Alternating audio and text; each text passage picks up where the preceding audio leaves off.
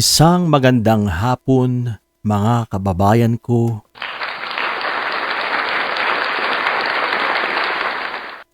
Tayo po'y nagbabalik para magkwentuhan at pag-usapan natin itong tungkol kay Senator Marcoleta na isang DDS Senator, mga kababayan.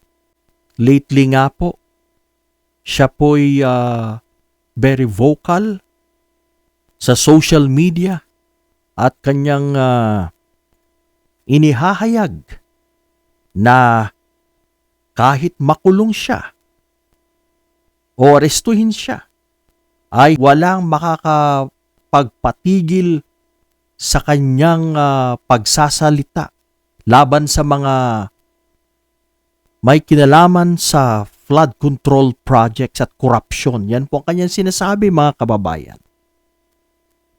Pero bago po tayo magpatuloy, nais ko pong i-shoutout ang mga matitinong Pilipino dyan, ang mga Pilipinong tumitindig sa tama.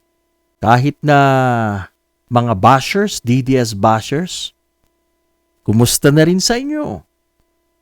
Sana magising na kayo sapagkat hanggang ngayon, tulog na tulog pa rin kayo sa inyong pagkakabangungot. So pag-usapan natin si Marcoleta, mga kababayan. By the way, hindi po ako makapag-live stream. I think mayroong issue tong aking cellphone, kaya mga kababayan, pagtiyagaan nyo muna ang aking mga videos, short videos. Itong si Marcoleta, mga kababayan, meron pong kaso ito at non-bailable, mga kababayan. Ang malaking tanong, kaya niya kayang lusutan ito with the help of his church, mga kababayan? Sa palagay nyo, malulusutan niya kaya ito? Mukhang mahirap, mga kababayan. Mahirap na kalabanin ng gobyerno. Lalong-lalo na merong mga malalaking ebidensya laban kay Senador Marcoleta.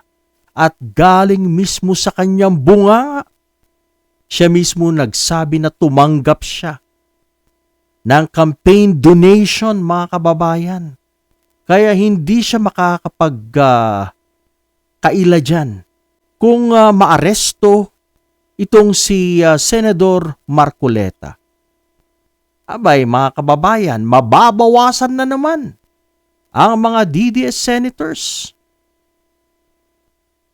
Paubos na po ng paubos sa mga kasamahan ni Sara Duterte. Mukhang nakakaamoy na tayo ng conviction, mga kababayan, sa impeachment trial. Wala si Jinggoy, wala si Bato.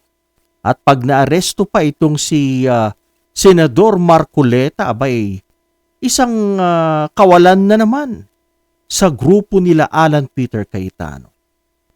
Mga kababayan, ang masasabi lang natin ay patas ang playing field.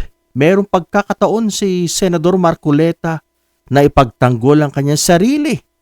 Kung wala siyang kasalanan, abay, lumaban siya sa korte. Kung wala siyang kasalanan, abay, harapin niya.